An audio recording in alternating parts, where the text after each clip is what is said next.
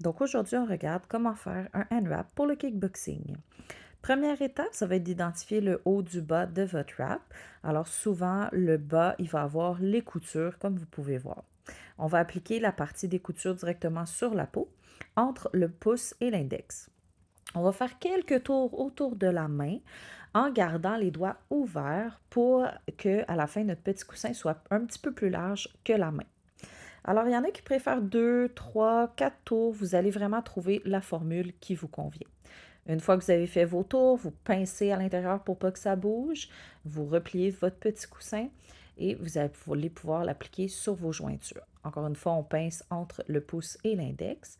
On vient faire un ou deux tours pour le solidifier, qu'il soit bien placé sur la main. Alors, prenez votre temps de bien les placer pour être sûr d'être confortable. Une fois que c'est fait, bien, on va envoyer le bandage en diagonale vers le poignet. Puis avant de continuer, on va juste venir placer, vérifier qu'on est confortable, qu'on n'a pas de couture sur les jointures, donc que tout est bien placé. Ensuite, donc, on va en diagonale, on va passer sous le poignet et on remonte de l'autre côté en diagonale pour aller entre les jointures. On va fermer le poing pour s'assurer d'avoir assez de distance dans notre bandage, puis que ça ne soit pas trop serré. Et on va passer entre l'index et le pouce pour ramener notre bandage, encore une fois, en diagonale. Ensuite, on le passe sous le pouce et on remonte de l'autre côté en diagonale pour aller entre les jointures. On ressort entre l'index et le pouce, puis on refait la même étape. En diagonale, on passe sous le poignet, on remonte vers le haut entre la jointure et on sort entre l'index et le pouce. C'est toujours la même formule pour toutes vos jointures. Ensuite, on retourne par-dessus en diagonale. Assurez-vous de bien placer votre râpe pour que vous soyez confortable. Vous en avez pour 1 heure à les porter.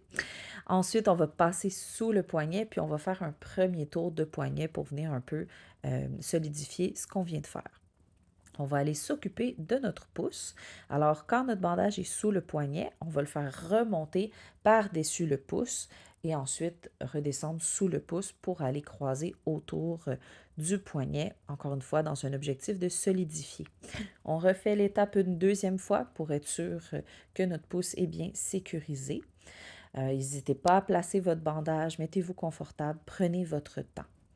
Ensuite, moi, j'aime bien remonter en haut pour venir solidifier les jointures et surtout pour qu'après, quand on rentre et on sort de notre gant puis de notre focus mitt, ça évite que notre bandage bouge puis se défasse en cours d'entraînement. Alors, je viens faire une petite bande là, pour protéger euh, tout le bandage au niveau de la jointure. Je redescends au niveau du poignet et hop, on finit notre bandage en fait au niveau du poignet. On vient mettre notre petit velcro et on est prêt. Assurez-vous que vous avez un bon padding au niveau de vos jointures, que sous la main, donc tout est dégagé, vous êtes confortable, que vous êtes capable de bien fermer le poing et d'être confortable partout. On ne veut pas couper la circulation, mais on ne veut pas non plus avoir une trop grande facilité de mouvement pour éviter les blessures.